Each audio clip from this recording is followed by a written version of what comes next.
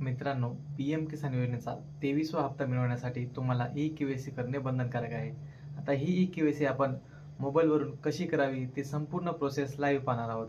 त्याकरिता व्हिडिओला लाईक करून द्या. पी-एम किसान ई-के-वाय-सी करण्यासाठी आपल्या मोबाईलमध्ये 2 ॲप इन्स्टॉल असणे अनिवार्य आहे.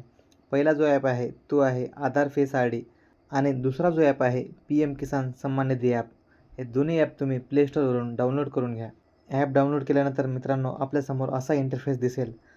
तुम्ही जर डायरेक्ट नेक्स्ट या बटनावरती क्लिक केला तर समोर जाणार नाही. तुम्हाला जो पहिले प्रायव्हसी पॉलिसी आहे त्यावरती तुम्हाला क्लिक करायचे आहे.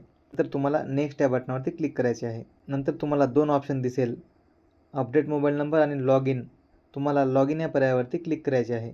त्यानंतर तुम्हाला लॉग इन टाईप यामध्ये तुम्हाला बेनिफिशरी सिलेक्ट करायचे आहे. किसान आहे त्या किसानचा तुम्हाला आधार कार्ड नंबर टाकायचे आहे आणि आधार कार्ड नंबर टाकल्यानंतर तुम्हाला किसानचा जो फेस आहे तो स्कॅन करायचा आहे ई-के-वाय-सीसाठी. मला जो कन्सेंट आहे तो कन्सेंट द्यायचा आहे. स्कॅन फेस या ऑप्शनवरती क्लिक केल्यानंतर जो बेनिफिशरी आहे त्याचा जो चेहरा आहे तो स्कॅन होऊन त्यांची जी ई-के-वाय-सी आहे ते पूर्ण होणार आहे.